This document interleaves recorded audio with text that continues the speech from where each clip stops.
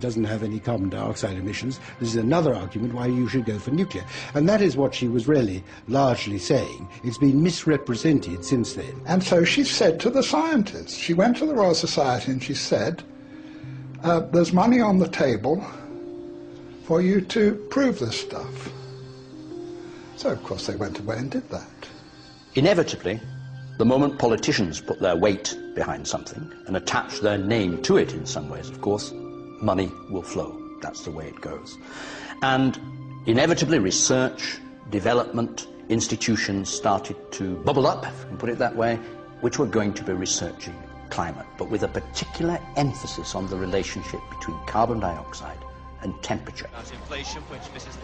At the request of Mrs. Thatcher, the UK Met Office set up a climate modelling unit which provided the basis for a new international committee called the Intergovernmental Panel on Climate Change, or IPCC. They came out with the first big report which predicted climatic disaster as a result of global warming. I remember going to the scientific press conference and being amazed by two things. First, the simplicity and eloquence of the message and the vigour with which it was delivered. And secondly, the total disregard of all climate science up till that time, including, incidentally, the role of the sun, which had been the subject of a major meeting at the Royal Society just a few months earlier. But the new emphasis on man-made carbon dioxide as a possible environmental problem didn't just appeal to Mrs. Thatcher. It was certainly something very favourable to the environmental idea, what I call the medieval environmentalism of let's get back to the way things were in medieval times and get rid of all these dreadful cars and machines. They loved it because carbon dioxide was for them an emblem of industrialization. Well, carbon dioxide clearly is an industrial gas and sort of tied in with economic growth, with transportation in cars, with what we call civilization. And there are forces in the environmental movement that are simply against economic growth. They think that's bad. It could be used to legitimize a whole suite of myths that already existed. Anti-car, anti-growth, anti-development, and above all, anti-that great Satan, the US. Patrick Moore is considered one of the foremost environmentalists of his generation. He is co-founder of Greenpeace. The shift to climate being a major focal point came about for two very distinct reasons. The first reason was because by the mid-'80s, a majority of people now agreed with all of the reasonable things we in the environmental movement were saying they should do. Now, when a majority of people agree with you, it's pretty hard to remain confrontational with them. And so the only way to remain anti-establishment was to adopt ever more extreme positions. When I left Greenpeace, it was in the midst of them adopting a campaign to ban chlorine worldwide. Like I said, you guys, this is one of the elements in the periodic table, you know. I mean, I'm not sure if that's in our jurisdiction to be banning a whole element. Destroying the wall were soon done. The other reason that environmental extremism emerged was because world communism failed, the wall came down, and a lot of peaceniks and political activists moved into the environmental movement, bringing their neo-Marxism with them, and learned to use green language in a very clever way to cloak agendas that actually have more to do with anti-capitalism and anti-globalization than they do anything with ecology or science. The left have been slightly disoriented by the manifest failure of socialism and indeed even more so of communism as it was tried out. And therefore they still remain as anti-capitalist as they were, but they have to find a new guise for their anti-capitalism. And it was a kind of amazing alliance from Margaret Thatcher on the right through to very left-wing anti-capitalist environmentalists that created this kind of momentum behind a loony idea.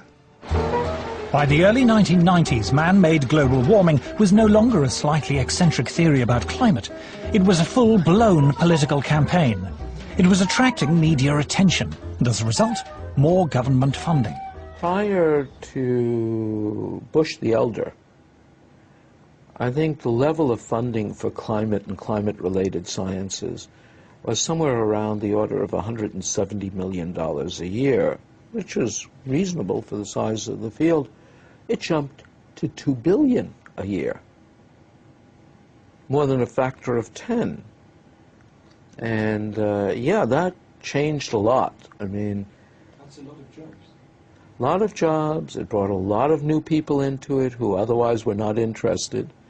So you developed whole cadres of people whose only interest in the field was that there was global warming. If I wanted to do research on, shall we say, the squirrels of Sussex,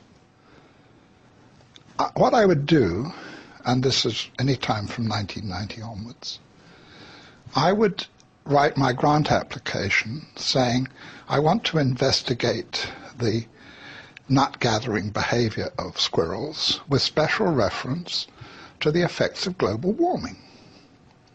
And that way I get my money. If I forget to mention global warming, I might not get the money. There's really no question in my mind that the large amounts of money that have been fed into this particular, rather small area of science have distorted the overall scientific effort. We're all competing for funds. And if your field is the focus of concern, you have that much less work rationalizing why your field should be funded.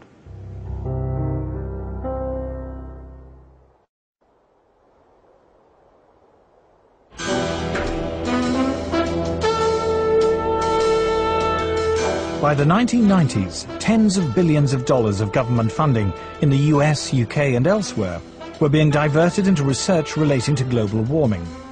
A large portion of those funds went into building computer models to forecast what the climate will be in the future. But how accurate are those models? Dr. Roy Spencer was Senior Scientist for Climate Studies at NASA's Marshall Space Flight Center.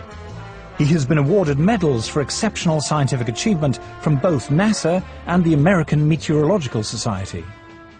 Climate models are only as good as the assumptions that go into them, and they have hundreds of assumptions. All it takes is one assumption to be wrong for the forecast to be way off. Climate forecasts are not new, but in the past, scientists were more modest about their ability to predict the weather.